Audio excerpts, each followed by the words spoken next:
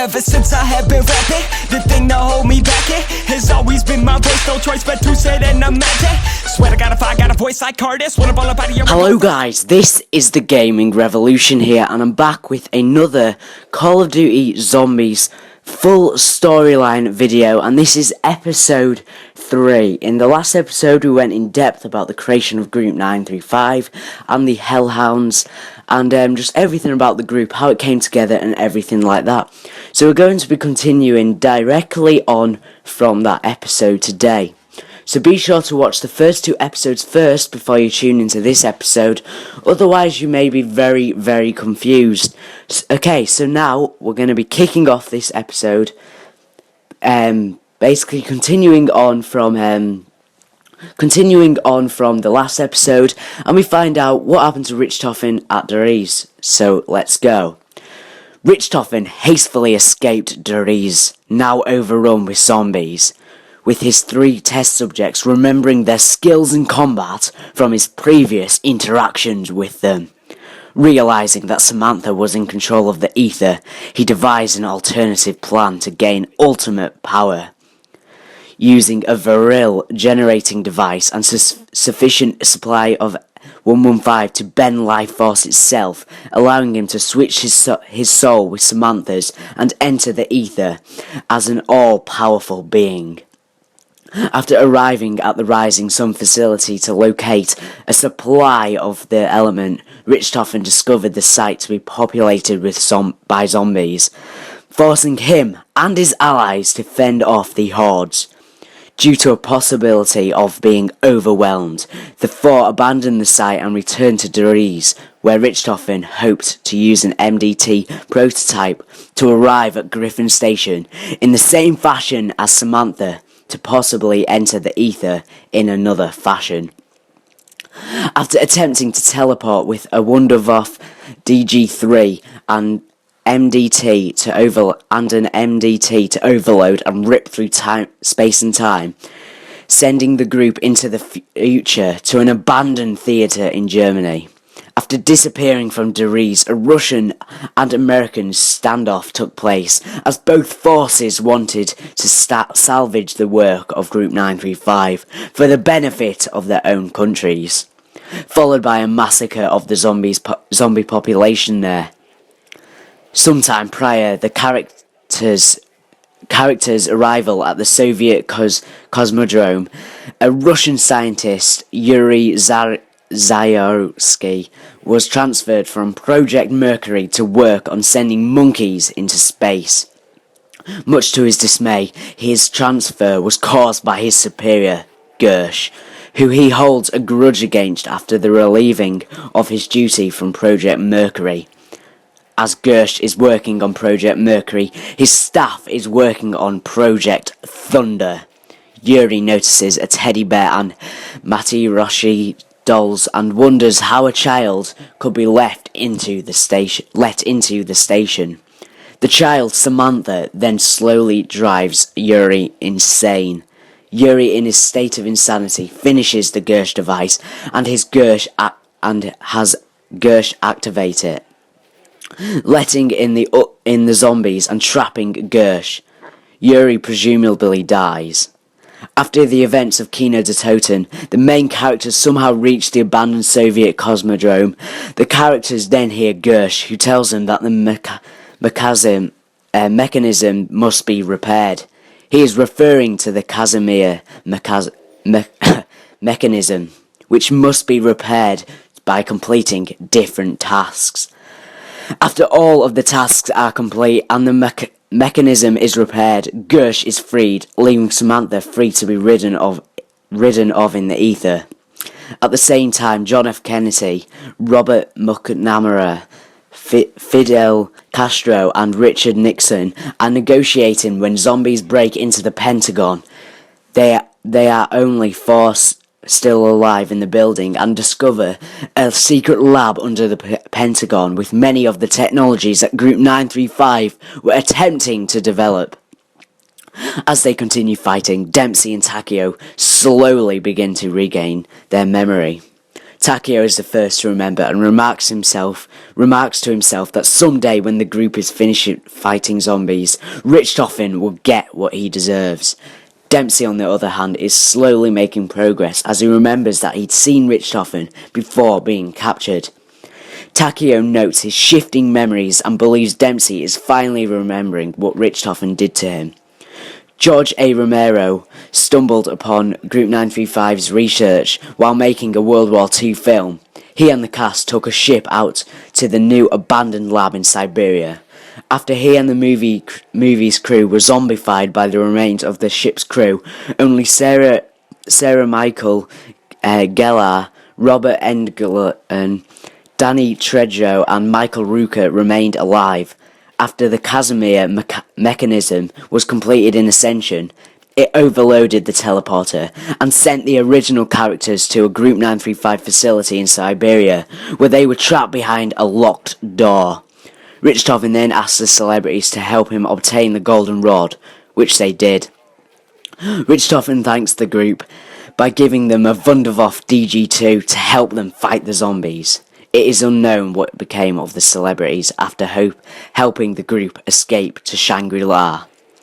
Shangri-La, a temple that was once a mining facility of Element 115, however does not live up to its name, as its inhabitants have all been zombified before the group's arrival. Richthofen states that this was the last step to controlling the world. He is teleported there. Prior to the group's arrival at Shangri-La, two explorers, Brooke and Gary, went on an expedition to prove their theories on Agartha. Brooke later figures out that the temple wasn't built by an ancient civilization, but by the people in the modern era trying to interpret it. After investigating the temple, the pair accidentally activated the temple's time travel and died in the resulting zombie attack. The groups travel back in time and help the pair survive. When the group finally creates the focusing stone and places it on an altar with Richthofen's name on it, the two explorers are then sent back to the moment they discovered the temple, indicating that they are stuck in a never-ending loop which is seen throughout the entire zombie storyline. Now in possession of both the Golden Rod and the focusing stone, Richthofen believes he can now control the zombies. The group then travels to Area 51 so they can get to the moon via a teleporter to Griffin Station. When the group reaches Area 51, it is already overrun due to the Element 115 on the moon. Astronauts and scientists sent there have been zombified before the group's arrival.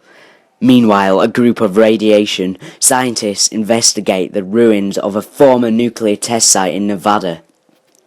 When the undead begin to attack, only one person, Martin Johnson, survives.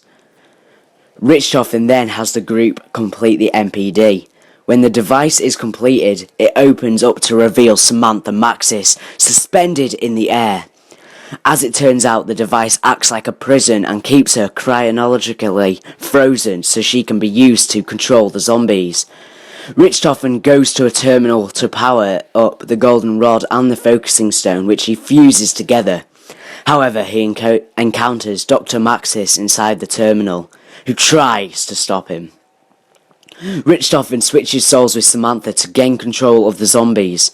Richthofen finally thinks everything has gone his way until Takeo, Dempsey and Nikolai decide to stop him. Dr. Maxis, sensing Richthofen's betrayal, prepared a backup plan in case Richthofen got this far. The group then launches 3 missiles located on the moon, one of which impacts the nuclear testing site, destroying the Earth's ozone layer in the hopes that it will sever the link between to the ether, thereby greatly lessening the damage Richthofen could cause. Unfortunately, the calculations were made in haste, resulting in catastrophic destruction. The missile launch leaves the Earth in a post-apocalyptic, crumbling wasteland, littered with undead hordes as civilization begins to collapse. As survivors begin to band together to form small human communities and shelters to protect themselves from the now global undead threat. Maxis realizes the failure of his original plans due to hasty calculations and begins contacting survivors to help him with his Plan B to activate global polarization devices and open a gateway to the ether, where he would overpower Richthofen and use its energy to heal the Earth. To complete his plans, Maxis began using electronic devices on Earth to communicate with survivors. Unknown to his followers, Maxis planned to commandeer the ether's energy for his own use to open the gateway to the Agartha, which would ultimately destroy the Earth and its people. Richthofen, unsatisfied with his limited power to the undead, planned to activate these polarization devices as well, which would grant him further manipulation of both zombies and humans and mend the rift, a direct gateway to the Agartha that would eternally damn the soul of Samantha Maxis. Limited to communicate with only those capable of hearing the voices in the ether, Richthofen began his own plight and quest for all unlimited power. Wow, that concludes this episode, and my god did I go in depth there. I decided to do this in a full episode. I could have probably split what I've talked about in this episode in probably two good episodes here, but I decided to put it in one episode.